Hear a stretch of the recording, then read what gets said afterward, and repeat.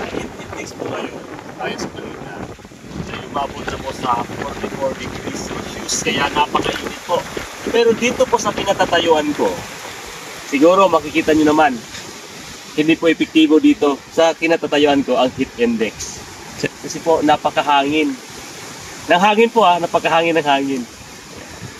Pero doon po sa mga mahihina yung sikmura na talagang nalulula sa mga tanawing gaya nito, bagay po ang dito. Bagay po kayo dito. Ano? Kaya kung kayo po ay pupunta po dito sa Danao Adventure Park, kasi kami, marami po mga ano po dito mga tawag nito, mga ano bang tawag dyan? Rides. Mga rides yung tawag po niya. Maraming rides dito. At isa nga po, si Mang Raul ang naging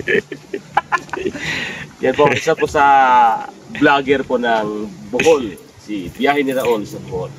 At brother, ano po ang experience niyo po nung kayo po ay sumakay dyan sa The Plunge at pati hulog? Tulog ko dyan. Ano pong naramdaman nyo? Sa edad nyo po, nakayanan nyo pa pong... May edad na, wala pa naman siguro. Ayan, ano po sa mga... Hindi lahat ng tao kayang gawin yan. Kaya challenge ko yan challenge number 3. Challenge number 3. Talagang napatihulog ko dyan. Kung nakikita nyo po Kasi mga... ang katwiran ko, kung kaya nila, dapat kaya ko rin. Basta hindi lang masama. Basta. Nakikita nyo po yan mga kaibigan, kung gaano po... May idea po kayo, Brad Raul, kung gaano po kataas ito? 70 meters high. Ito yung pinakamataas na dito sa South Asia. Oh. Yung Alam nyo ba na ang The Plunge dito sa Danao Adventure Park, ito yung pinakamataas na yung adventure na adventure or The Plunge patalog. na magpatihulog ka sa Southeast Asia? Yun, narinig ko doon. Ayon po sa pagsusuri. Ayon sa kanya pagsusuri.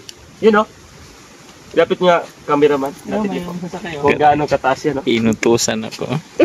Kita niyo ba yan? Oh? Inutusan pa yung camera mo. Ayan. Blurred na yung mukha Diyan. niya. Diyan galing, oh. Diyan, oh. Shoot mo yan! Ayun, oh. Diyan ka sasakay sa The Plunge. Ayun, may nakalagay. The Plunge. Basahin ko na lang bakit di babasa yun. The Plunge. So, ang bayad niyan, dito ay 700. Magpapatihulog ka lang. Magbibigay ng 700 pesos. Yan.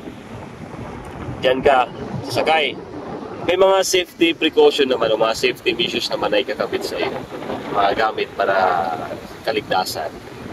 Yan. Magbabayad ka ng 700, tihulog ka lang. Mahulog. Patagak. Diyan, lalambitin ka papunta doon.